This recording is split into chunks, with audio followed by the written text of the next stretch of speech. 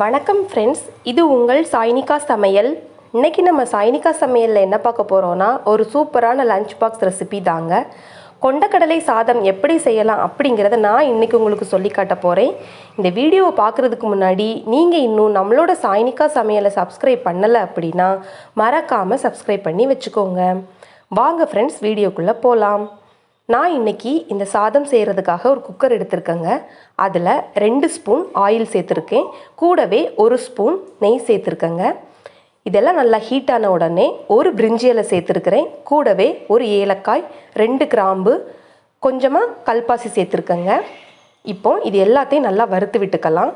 கூடவே ஒரு 4 முந்திரி பருப்பு சேர்த்துருக்கேங்க. இது ஆப்ஷனல் தாங்க, உங்களுக்கு விருப்பம் இல்லைன்னா நீங்கள் சேர்க்க வேண்டாம்.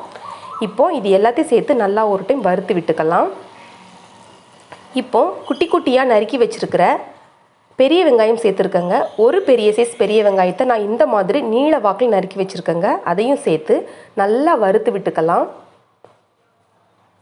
இந்த வெங்காயம் கண்ணாடி பதத்தில் வர அளவுக்கு நம்ம வறுத்து விட்டுக்கலாங்க. இப்போது இஞ்சி பூண்டு விழுது ஒரு 1.5 ஸ்பூன் சேர்த்துக்கலாங்க.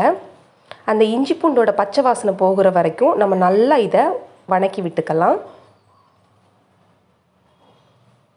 இந்த சாதம் பார்த்திங்கன்னா சட்டுன்னு செஞ்சு முடிச்சிடலாங்க. இப்போது தக்காளி பழம் சேர்த்துருக்கேங்க. நான் இன்றைக்கி ஒரு பெரிய சைஸ் தக்காளியை இந்த மாதிரி நீள வாக்கில் நறுக்கி வச்சுருக்கேங்க. அதையும் சேர்த்து அந்த தக்காளியோட பச்சை வாசனை போகிற வரைக்கும் நல்லா இதை வணக்கி விட்டுக்கலாம். இப்போது இதுக்கு தேவையான அளவுக்கு உப்பு சேர்த்து நம்ம நல்லா வணக்கி விட்டுக்கலாங்க. இப்படி உப்பு சேர்த்து வணக்கும்போது தக்காளி வெங்காயம் சீக்கிரமாக வணங்கி வந்துடுங்க.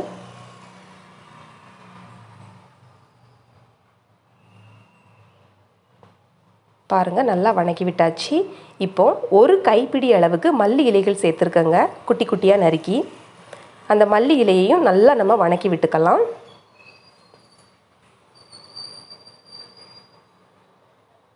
இது எல்லாமே அந்த எண்ணெயிலேயே நல்லா வணங்கி வரணுங்க. இப்போது காரத்துக்காக நான் இன்றைக்கி 1/4 ஸ்பூன் கரம் மசாலா சேர்த்துருக்கேங்க. கூடவே 1 ஸ்பூன் தனி மிளகாய் தூள் சேர்த்துருக்கேங்க. இது எல்லாத்தையும் சேர்த்து நல்லா ஒரு டைம் அந்த எண்ணெயிலேயே பரட்டி எடுத்துடலாம். நான் இன்றைக்கி இந்த டம்ளரில் தாங்க மெஷர் பண்ணியிருக்கிறேன். இந்த டம்ளருக்கு 1 டம்ளர் கொண்டக்கடலை, 1 டம்ளர் அரிசிங்க. இந்த கொண்டக்கடலை பார்த்திங்கன்னா குக்கரில் ஆல்ரெடி நான் வேக வச்சு தாங்க வச்சுருந்தேன். இப்போது அந்த கொண்டக்கடலையும் நம்ம இது கூட சேர்த்து நல்லா ஒரு டைம் வணக்கி விட்டுடலாம்.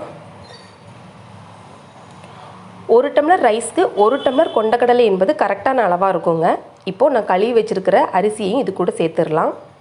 ஆனால் தண்ணி பார்த்திங்கன்னா நம்ம அரிசிக்கு மட்டும் வச்சா போதுங்க. ஏன்னா கொண்டக்கடலை ஆல்ரெடி வெந்துருச்சு. அதனால் நம்ம அரிசிக்கு மட்டும் தண்ணி வச்சு வேக வச்சா போதும். நான் இன்றைக்கி இந்த டம்ளருக்கு 2 டம்ளர் தண்ணி வச்சுருக்கேங்க.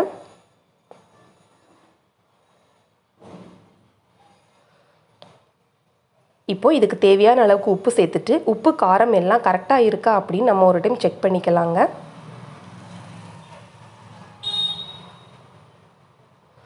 நல்லா ஒரு டைம் கலந்து விட்டுடலாம். இப்போது குக்கரை மூடி வெயிட் போட்டுடலாங்க. கரெக்டாக 2 விசில் வந்தால் போதுங்க. பாருங்கள், விசில் அடங்கிருச்சு. இப்போ நம்ம இதை ஓப்பன் பண்ணி பார்க்கலாம். நம்மளுடைய சுவையான கொண்டக்கடலை சாதம் ரொம்பவே சூப்பராக ரெடி ஆயிருச்சுங்க. சட்டுன்னு செஞ்சு முடிச்சிடலாம். கொண்டக்கடலை ஊறுறதுக்கும் கொண்டக்கடலை வேகிறதுக்கும் மட்டும்தாங்க டைம் ஆகும். மற்றபடி இந்த சாதத்தை நீங்கள் சட்டுன்னு செஞ்சு முடிச்சிடலாம். இதை ஒரு லஞ்ச் பாக்ஸ் ரெசிபி கூட நீங்கள் கொடுத்து விடலாங்க. குழந்தைங்க விரும்பி சாப்பிடுவாங்க.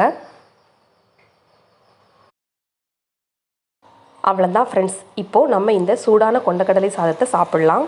நாங்கள் இப்போ இதை சாப்பிட போகிறோம். நீங்களும் இதே மாதிரி செஞ்சு பார்த்துட்டு எப்படி இருந்துச்சு அப்படின்னு கமெண்ட்ஸ் பாக்ஸில் கமெண்ட்ஸ் பண்ணுங்கள். மறக்காமல் நம்மளோட சாய்னிகா சமையலை சப்ஸ்கிரைப் பண்ணுங்கள். உங்களுக்கு இந்த வீடியோ பிடிச்சிருந்துச்சு அப்படின்னா லைக் பண்ணுங்கள், ஷேர் பண்ணுங்கள். தேங்க்ஸ் ஃபார் வாட்சிங்.